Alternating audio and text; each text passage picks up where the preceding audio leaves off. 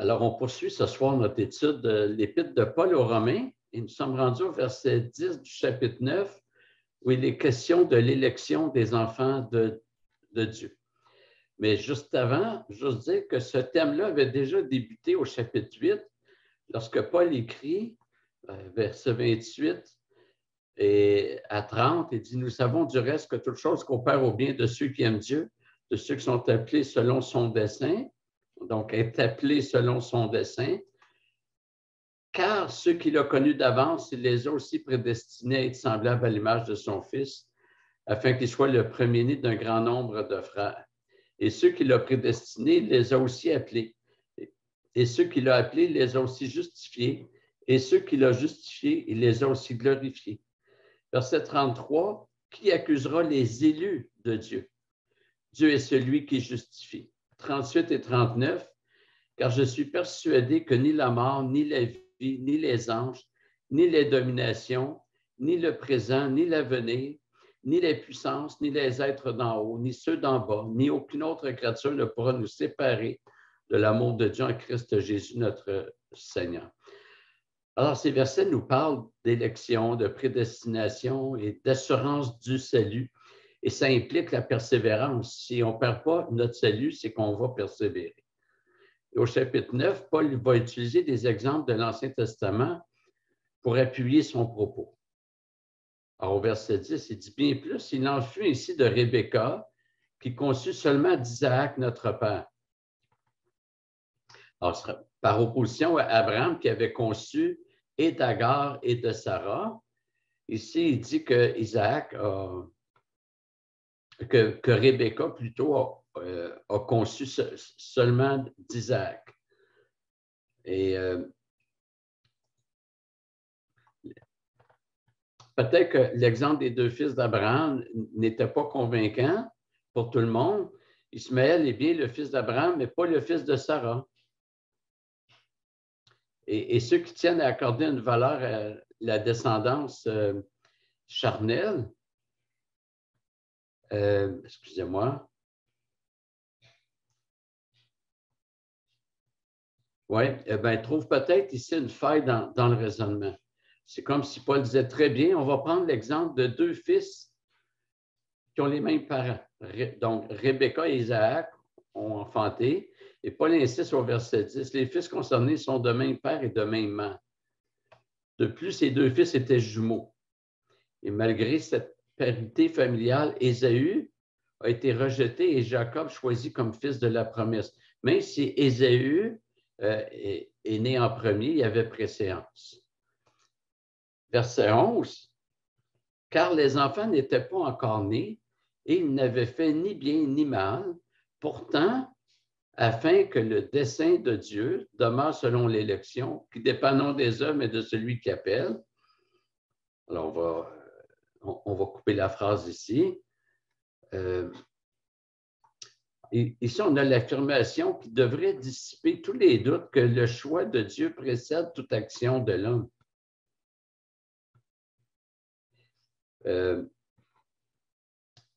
Dieu ne choisit pas parce qu'il saurait d'avance notre décision. Dieu choisit sans aucune considération de nos actions. Car les enfants n'étaient pas encore nés et ils n'avaient fait ni bien ni mal, pourtant, afin que le dessein de Dieu demeure selon l'élection, qui dépend non des œuvres, mais de celui qui appelle. Alors, Paul ne dit pas que le fait que Dieu a dit d'avance ces choses-là démontre que Dieu a vu d'avance. Ça démontre que Dieu a choisi d'avance. Alors, ça, c'est une nuance qui est très importante. Versets 12 et 13, il fut dit à Rebecca, l'aîné sera servi au plus jeune, selon qu'il est écrit, j'ai aimé Jacob et j'ai haï Ésaü. Les hiérarchies sont renversées. Les premiers seront les derniers. L'aîné était normalement l'enfant qui remplaçait le père. Il avait une certaine autorité, il recevait une double portion de l'héritage et c'est lui qui devait poursuivre l'œuvre du père. Mais Dieu renverse les choses en ce qui concerne l'alliance. Et il y a dans la Bible ce que j'appellerais la théologie du deuxième. Ce n'est pas le premier Adam qui assume la destinée de la création, mais le dernier Adam, qui est donc deuxième. Ce n'est pas l'aîné Ismaël qui est l'héritier des promesses, mais Isaac. Ce n'est pas l'aîné Ésaü qui est l'héritier des promesses, mais Jacob. Ce n'est pas l'ancienne alliance qui réalise le projet de Dieu, mais la nouvelle alliance. Ce n'est pas l'Israël terrestre qui est le vrai peuple de Dieu, mais l'Israël spirituel, c'est-à-dire l'Église. Ce n'est pas cette création-ci qui est le théâtre des promesses éternelles de Dieu, mais la nouvelle création. Ce n'est pas ma première naissance qui est la condition pour entrer dans le royaume, mais ma nouvelle naissance. Et donc, c'est ainsi que le Seigneur démontre que son plan ne se réalise pas par les statuts terrestres. Il va utiliser les modalités terrestres, mais ce ne sont pas elles qui prévalent. Et la fin du verset 13 dit « J'ai aimé Jacob et j'ai haï Ésaü ». Donc, c'est une phrase qui affirme la pleine souveraineté de Dieu dans le choix. Et elle doit être reliée au verset 11 sur l'élection qui ne dépend pas des œuvres, mais du dessein libre de Dieu. Maintenant, comment comprendre que Dieu haïsse Ésaü?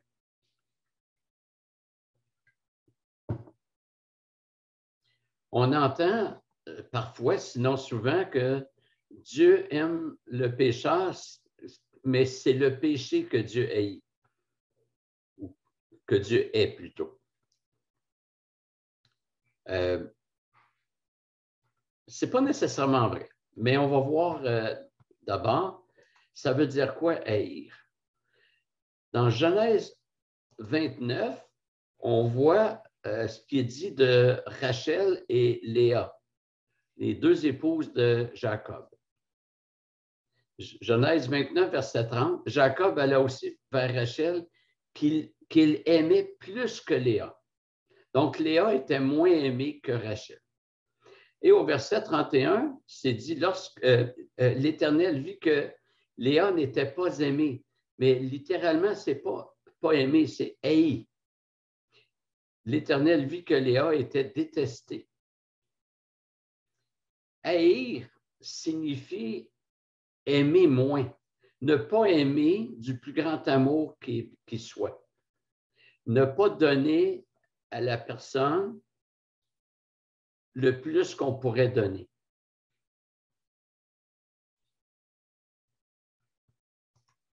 On voit le même sens lorsqu'on met en parallèle deux textes des évangiles.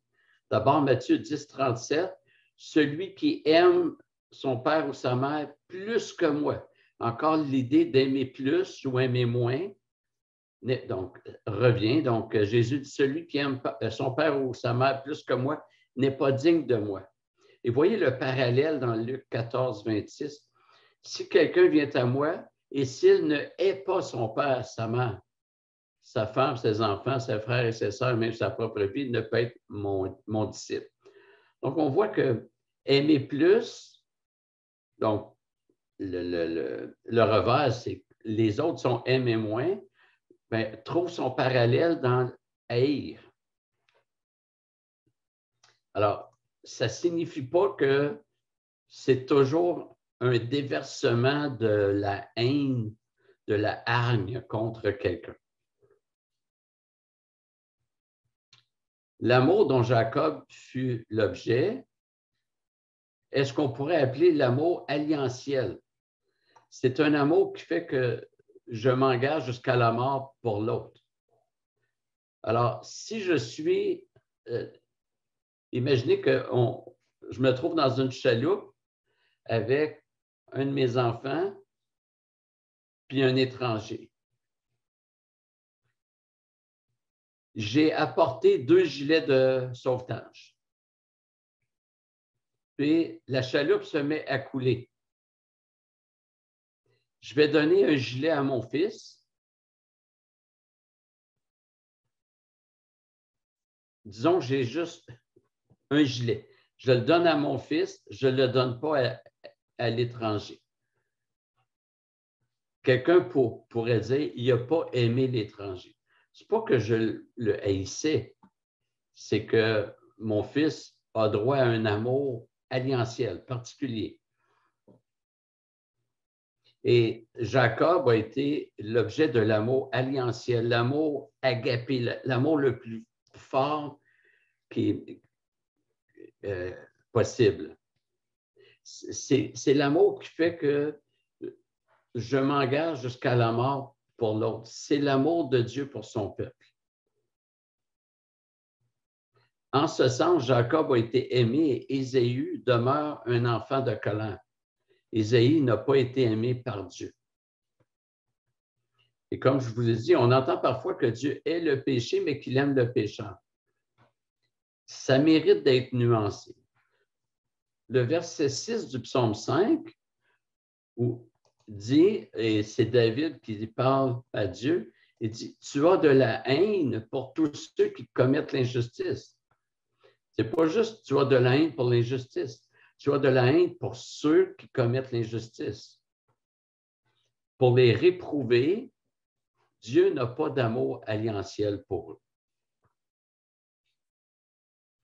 Et certains, dans un désir de refuser la doctrine de l'élection qui repose sur le libre choix de Dieu, un choix unilatéral, ont proposé de voir dans ce texte l'élection d'un peuple et non des individus.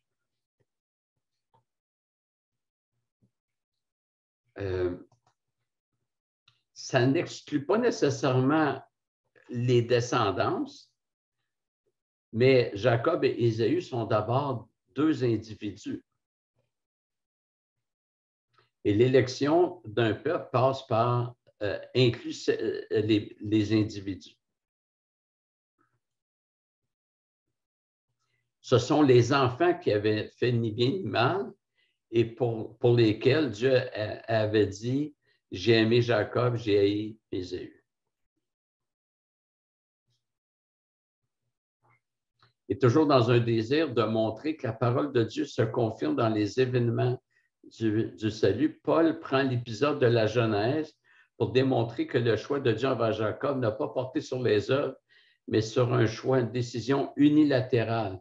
Unilatérale, ça veut dire que Dieu a décidé seul, sans même consulter. Même si les deux frères sont de même père et même mère, s'ils sont jumeaux, on ne peut pas avoir plus égal comme situation. L'un est aimé, l'autre non.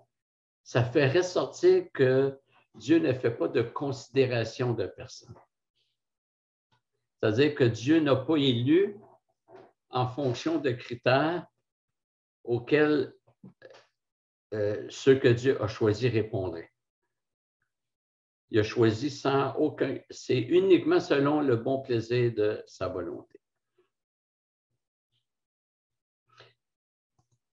La notion de dessein, de projet au verset 11 confirme que non seulement la parole de Dieu n'a pas échoué, du fait qu'Israël se retrouve dans la situation dans laquelle elle est, mais au contraire, tout se déroule selon un plan, un projet, un dessein bien défini qui se confirme et dont les modalités, les clauses étaient déjà présentes dans l'Ancien Testament. Alors, parce que Paul veut répondre à la question, est-ce que la parole de Dieu est devenue caduque? Et par parole, c'est est-ce que ce que Dieu a promis tombe? Et Paul répond non. Et là, il explique. Il explique que dans l'Ancien Testament, c'était déjà présent l'élection, que ce n'était pas tous les descendants qui étaient sauvés. Verset 14, que dirons-nous donc? Y a-t-il en Dieu de l'injustice? Certes non. Autrement dit, est-ce que c'est injuste que Dieu ait aimé Jacob et qu'il n'ait pas aimé Ésaü? Est-ce injuste que Dieu choisisse certaines personnes et en rejette d'autres avant qu'il n'ait fait ni bien ni mal? C'est probablement la pierre d'achoppement de ceux qui croient ce qu'on appelle le décisionnisme et l'arianisme. C'est-à-dire la pensée que c'est l'homme qui détermine s'il se convertit ou non. Je ne dis pas que l'homme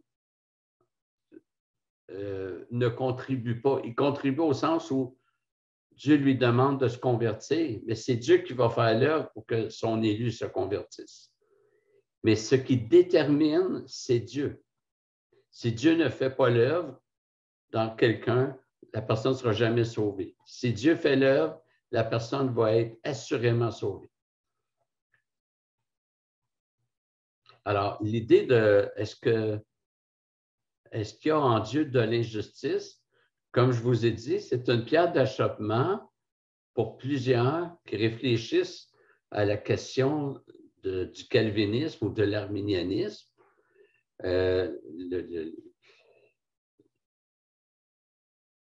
D'abord, ces personnes-là commencent par définir la justice, mais lui donner une définition moderne.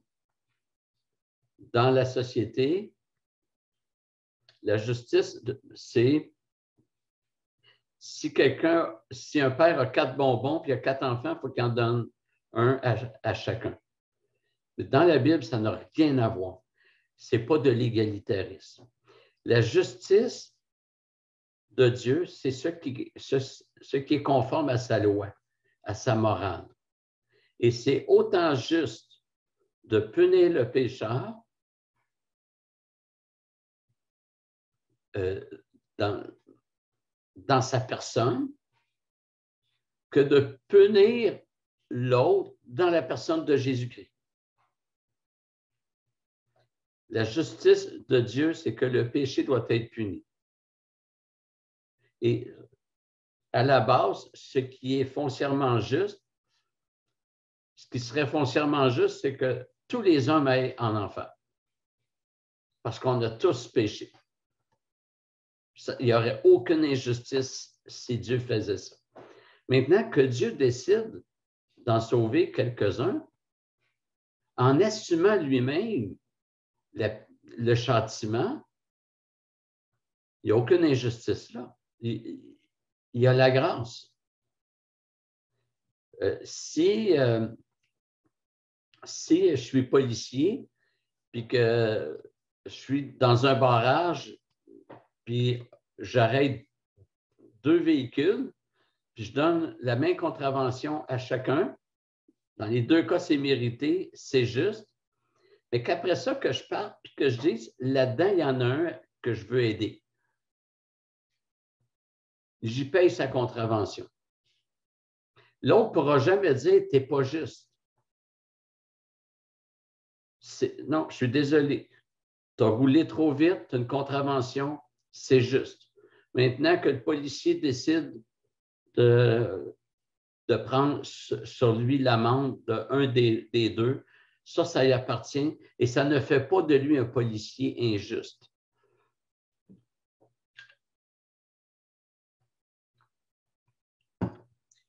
Versets 15 et 16, un autre exemple tiré des Écritures. Car Dieu dit à Moïse, je ferai miséricorde à qui je ferai miséricorde, et j'aurai compassion de qui j'aurai compassion. Ainsi donc, cela ne dépend ni de celui qui veut, ni de celui qui court, mais de Dieu qui fait miséricorde.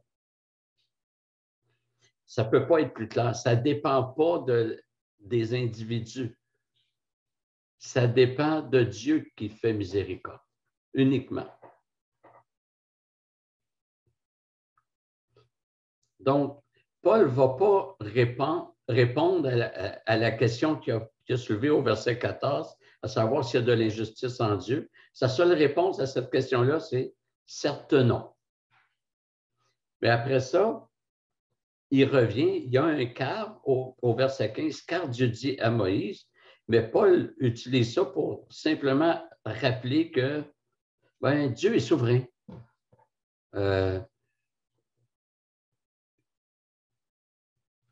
Alors, le verset 16 discrédite toutes les prétentions humaines de celui qui pense avoir sa vie en sécurité dans ses mains.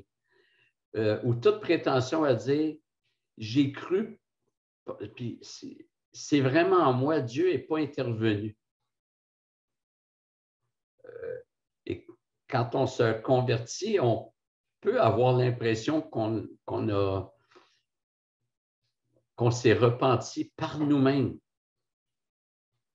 Et pourquoi on a cette impression-là? Parce que Dieu n'a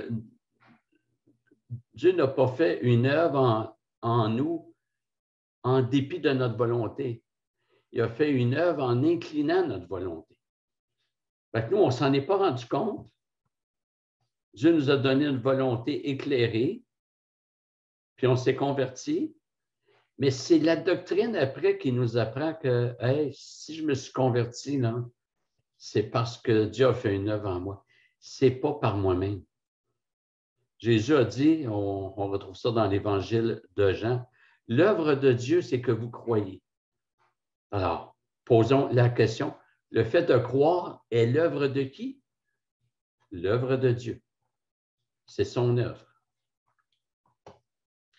Verset 17, « Car l'Écriture dit à Pharaon, je t'ai suscité tout exprès pour montrer en toi ma puissance et pour que mon nom soit publié par toute la terre. » Dieu se sert de la méchanceté humaine pour faire ressortir sa puissance.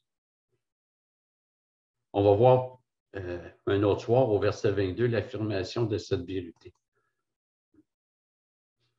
Il est possible que Paul ait en tête un rapprochement entre, d'une part, l'endurcissement de Pharaon et celui d'Ésaü, et d'autre part, l'endurcissement d'Israël.